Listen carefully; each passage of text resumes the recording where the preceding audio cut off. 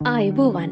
අද අපි කතා කරන්නේ මාධ්‍ය නිෂ්පාදන ක්‍රියාවලියේදී ඉතාම වැදගත් විෂය කොටසක් වන කැමරා නිෂ්පාදනය පිළිබඳව. කැමරා නිෂ්පාදනය කියලා කියන්නේ අපිට පෙනෙන දේවල්. ඒ කියන්නේ විෂුවල්ස් කැමරා එකක් හෝ කීපයක් භාවිතා කරලා රූගත කිරීමේ ක්‍රියාවලිය. මේ ක්‍රියාවලිය ෆිල්ම්ස්, ටීවී ෂෝස් වගේම YouTube වීඩියෝස්, TikTok වීඩියෝස් වගේ ඩිජිටල් වේදිකාවන්ටත් බහුලවම භාවිතා කරනවා. උදාහරණයක් විදියට ඔයා කාටුන් එකක් හෝ ටීවී ෂෝ එකක් බලද්දි පේන්නේ මේ කැමරා නිෂ්පාදන ක්‍රියාවලියක අවසාන ප්‍රතිඵලය. කැමරා නිෂ්පාදනය ප්‍රධාන කොටස් දෙකක් යටතේ අපිට හඳුනා ගන්න පුළුවන්. සිංගල් කැමරා ප්‍රොඩක්ෂන් සහ මල්ටි කැමරා ප්‍රොඩක්ෂන්. මුලින්ම අපි බලමු සිංගල් කැමරා එහෙමත් නැත්නම් තනි කැමරා නිෂ්පාදනය කියන්නේ මොකක්ද කියලා. සිංගල් කැමරා ප්‍රොඩක්ෂන් කියලා කියන්නේ එක් කැමරාවක් භාවිතා කරලා විවිධ ඇන්ගල්ස් වලින් රූගත කිරීමේ ක්‍රියාවලිය. මේ විදියට එක ෂොට් එකක් කැප්චර් කරලා පසුව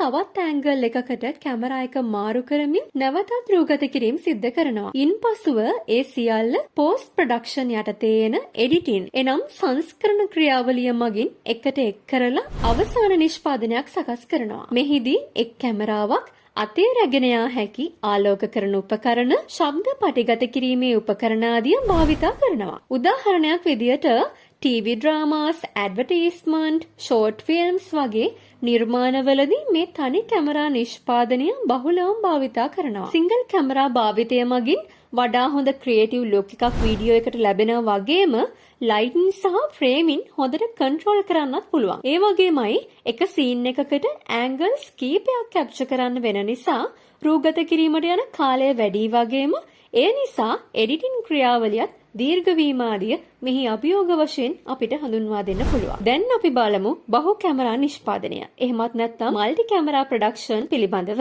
මල්ටි කැමරා ප්‍රොඩක්ෂන් වලදී එකවර කැමරා කීපයක් භාවිතා කරලා එකම සීන් එක විවිධ ඇන්ගල්ස් වලින් කැප්චර් කිරීම සිදු කරනවා. Live events, sport programmes, studio production ආදිය සඳහා මේ බහු කැමරා නිෂ්පාදනය භාවිතා කරනවා. මේ විශේෂත්වයක් තමයි එකම වෙලාවට කැමරාස් කීපයක් වැඩ කරන නිසා පෝස්ට් ප්‍රොඩක්ෂන් ටයිම් එක අඩු වෙන එක. ඒ වගේම වැදගත් දෙයක් තමයි ටීම් එකක් විදියට සම්පූර්ණ ක්‍රියාවලිය පුරාම වඩා හොඳ සංනිවේදනයක් තියෙන්න ඕනේ. ඒ තුලින් අවසාන ප්‍රතිඵලය සාර්ථක කර ගැනීමට අපිට අවස්ථාව ලැබෙනවා. ඉතින් ඔයාට මේ වීඩියෝ එක වැදගත් වුණා නම් ලයික් කරන්න, කමෙන්ට් කරන්න, ඒ වගේම channel එක subscribe කරන්නත් අමතක කරන්න එපා.